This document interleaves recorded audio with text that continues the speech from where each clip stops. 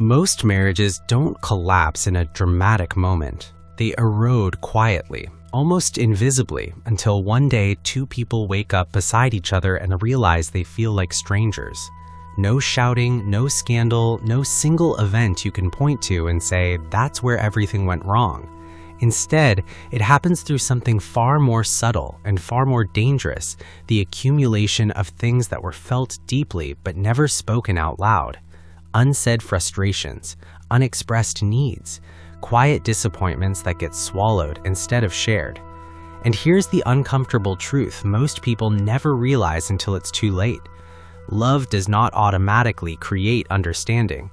Yet millions of people walk into relationships believing that if someone truly loves them, that person should instinctively know what they want, what they need, and what they're feeling.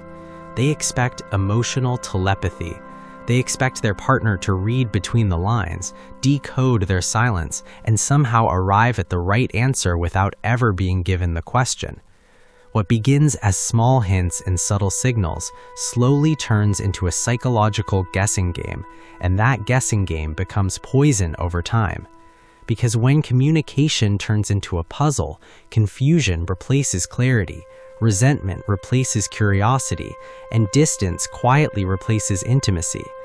Two people can share the same home, the same meals, even the same bed, and still feel worlds apart.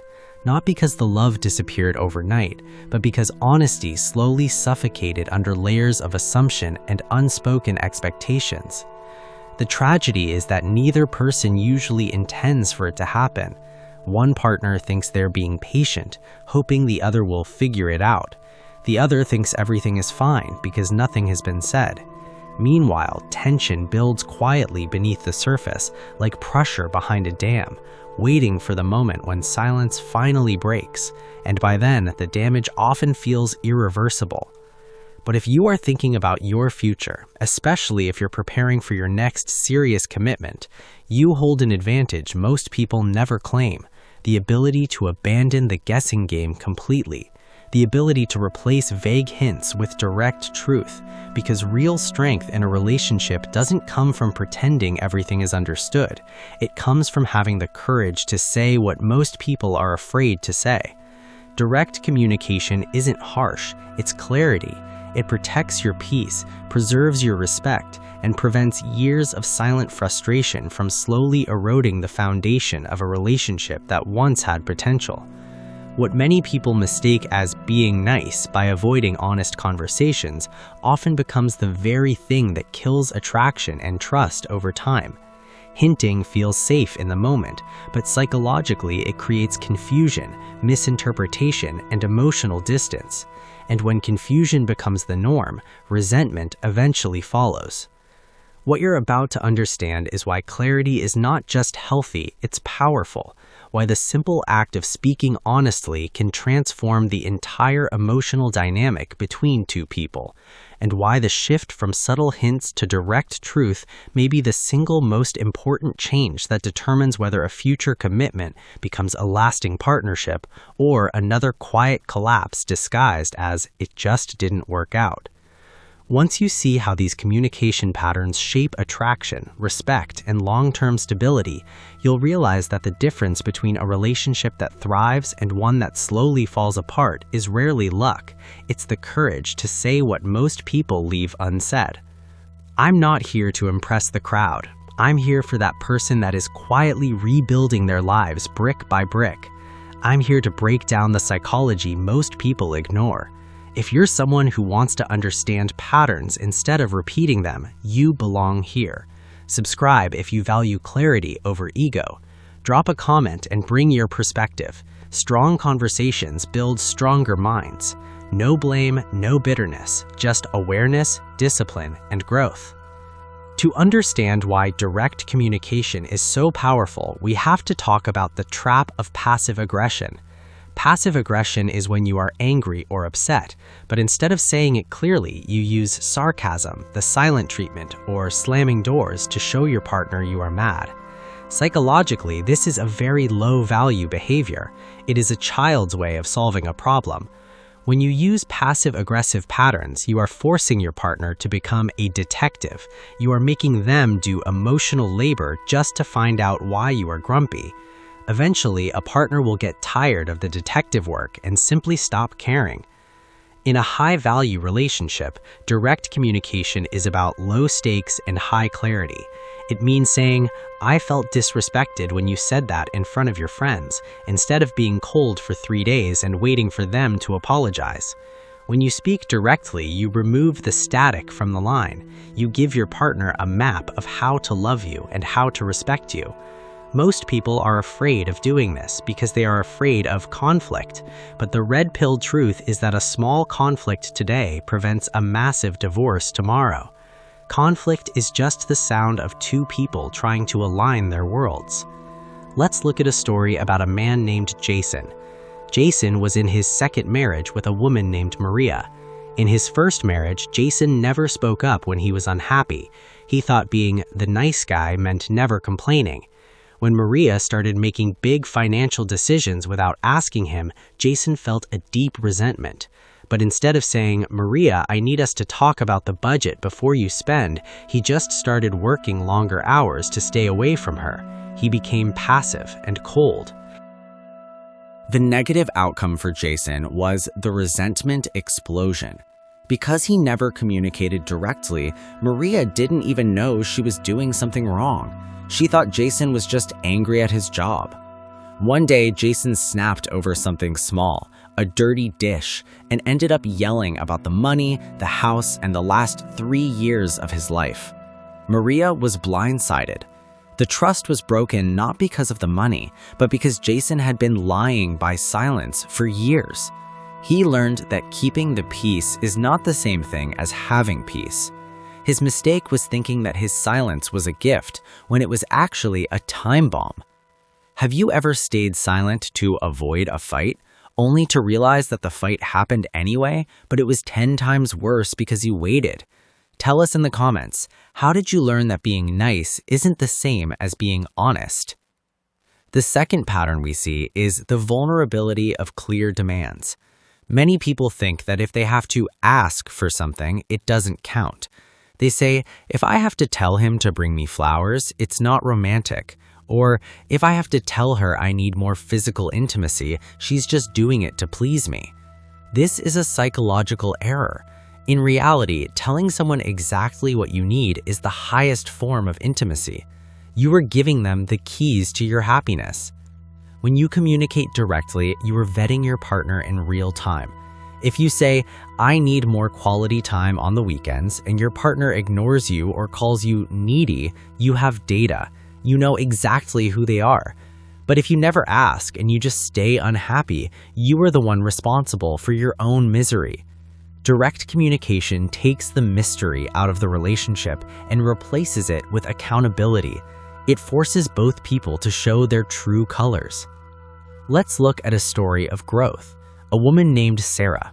Sarah had been through a messy divorce where her ex-husband was very controlling. In her next relationship with a man named David, Sarah decided to be radically direct. On their 3rd month of dating, she told him, "I value my independence and I need to have one night a week where I go out with my friends without checking in constantly. Is that something you can respect?" The positive outcome for Sarah was the foundation of respect. David didn't get angry. He said, "I appreciate you telling me that directly. I actually value my gym time too, so let's make that our me time night." Because Sarah was direct, they skipped months of testing in games. They built a contract of mutual respect from day one. Sarah learned that her voice was her best filter. By speaking her needs clearly, she found a man who was strong enough to hear them. She didn't have to guess if David was a good match. She knew because of the way he responded to her truth. The red pill observation here is that directness is the ultimate masculine and feminine power. For a man, being direct shows leadership and authority. It tells a woman she is safe because she never has to wonder where he stands. For a woman, being direct shows high value and self-respect.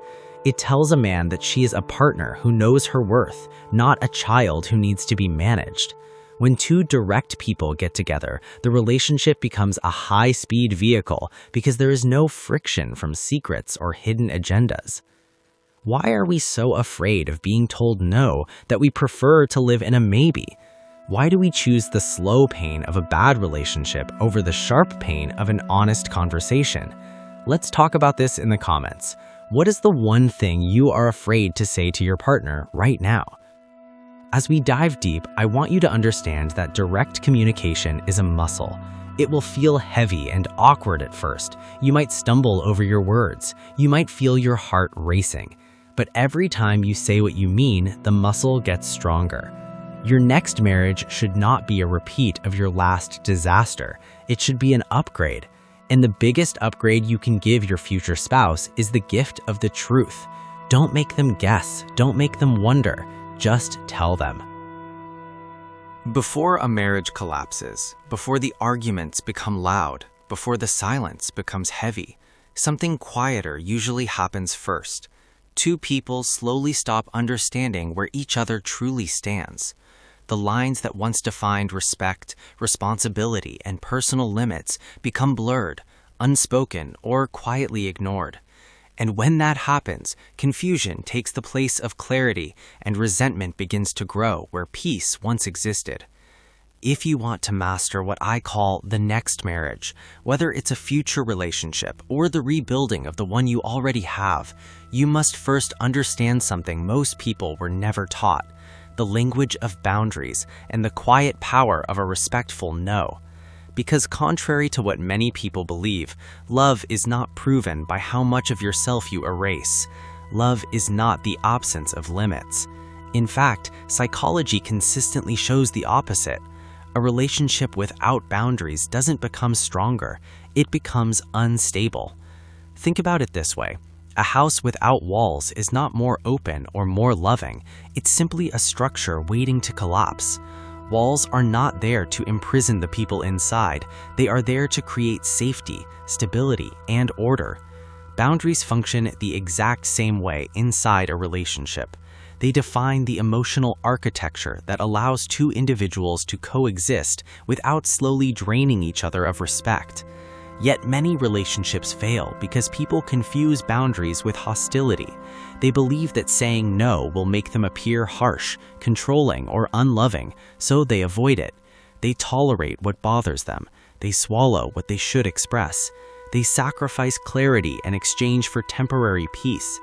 But the irony is that silence does not create harmony. It only delays conflict until it becomes unavoidable.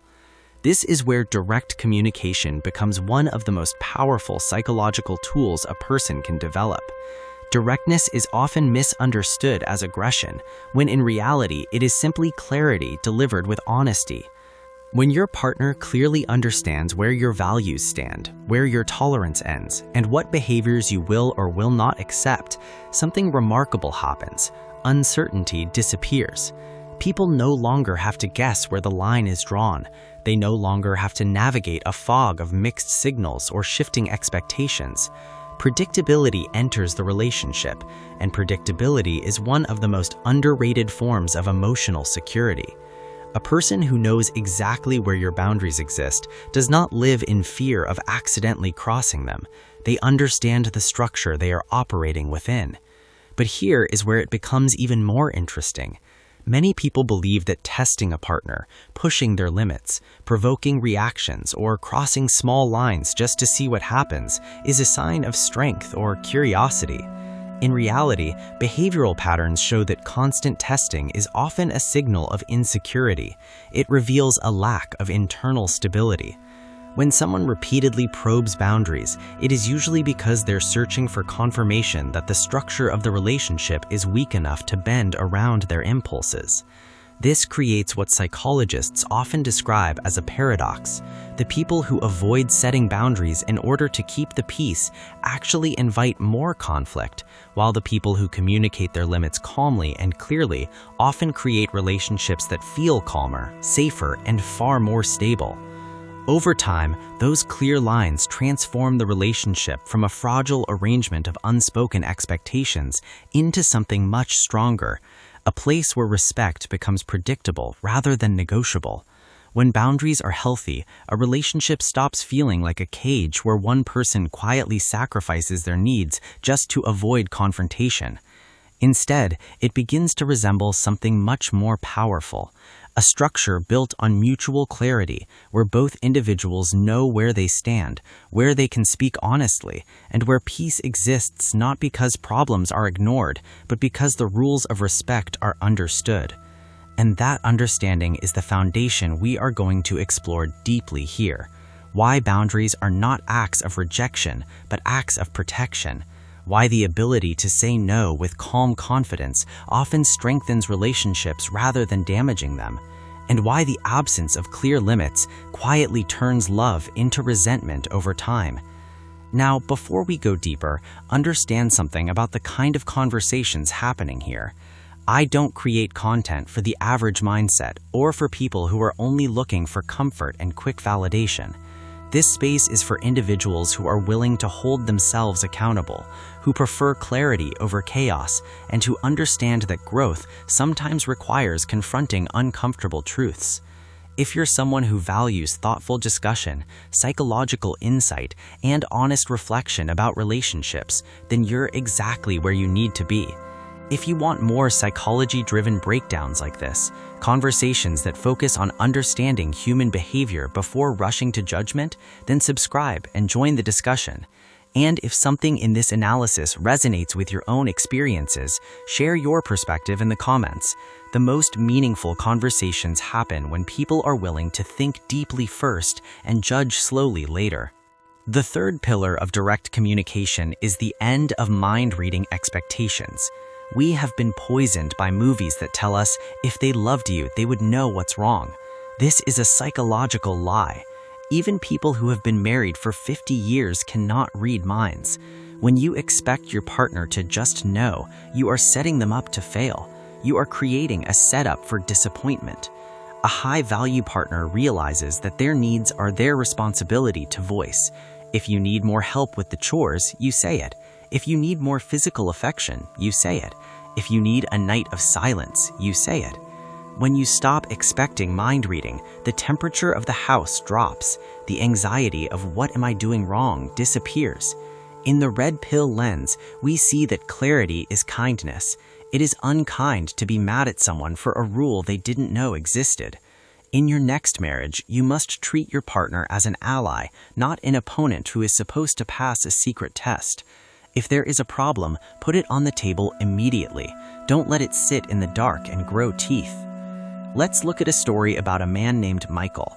Michael was a hard worker who showed his love by providing. His wife, Emily, felt lonely because Michael worked so much. Instead of saying, "Michael, I miss you and I need one night a week of your undivided attention," Emily started making snarky comments about his job. She would say, "Oh, look who decided to join the family," when he walked in. She was trying to hint that she wanted him home, but she was using shame instead of request. The negative outcome for Michael and Emily was the defensive wall. Michael didn't hear, "I miss you." He heard, "You are about provider." He started staying at work even longer because he didn't want to go home to a critic. By the time they went to counseling, the emotional gap was too wide to bridge. They divorced because they were speaking two different languages of pain instead of one language of truth. Emily's mistake was the indirect attack.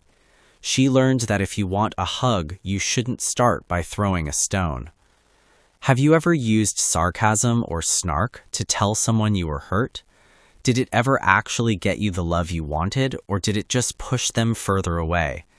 Tell us in the comments, how do you catch yourself before you turn a need into an attack? The fourth pillar is the integrity of the no. In a healthy marriage, no is a complete sentence.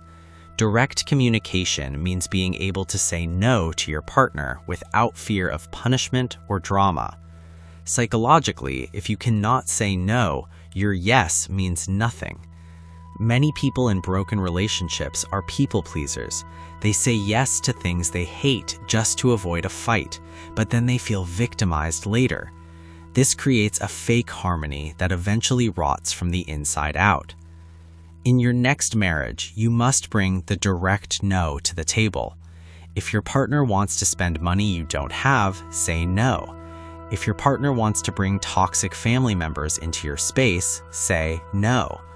A partner who respects your no is a partner who values your individual sovereignty. In the red pill world, we know that respect is the floor, love is the ceiling. You cannot have the ceiling if the floor is soft.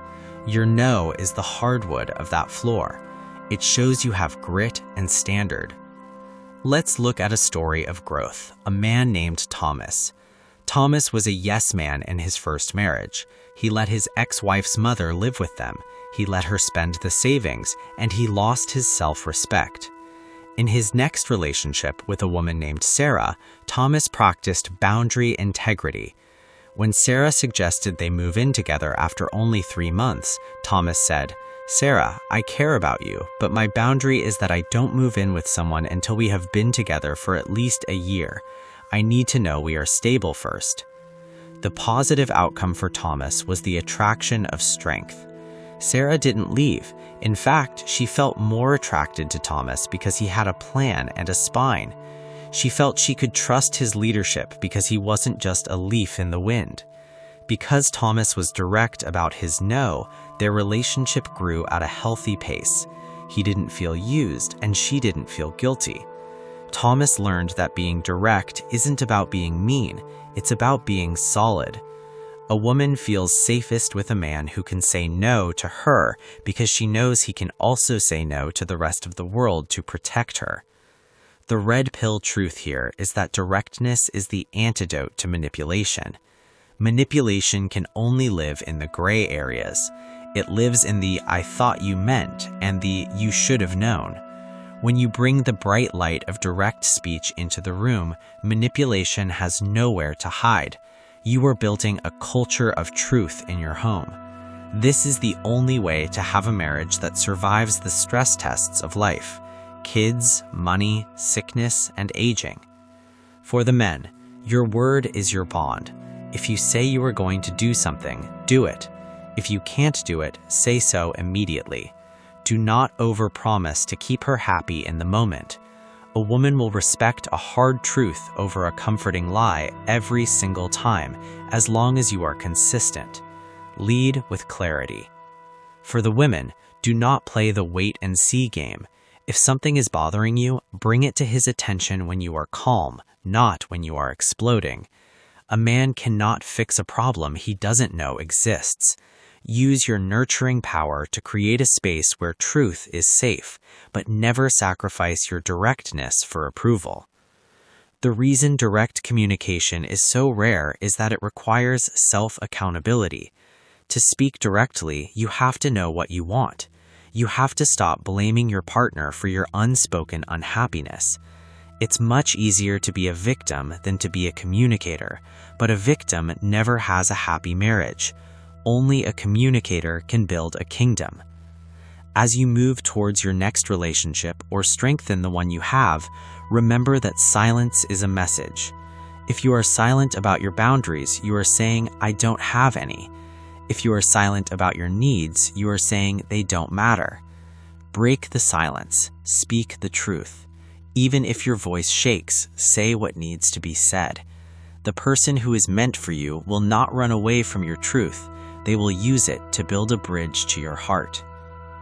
The fact that you are still here tells me something about you. You don't shy away from uncomfortable truths.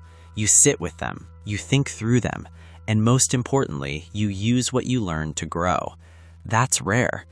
By watching this, you're not just consuming content, you're actively building yourself, shaping your mindset, and sharpening your awareness. And in this space, you're not alone. There's a community of people committed to understanding behavior, setting boundaries, and improving themselves. If this video gave you insight, clarity, or even a small shift in perspective, subscribe and stay part of this journey. Drop a comment below and share what resonated with you, or any experience you've had that connects with this. I read every comment, and your voice matters here. Keep challenging yourself. Keep applying what you learn. Keep doing the work. I'll see you in the next one.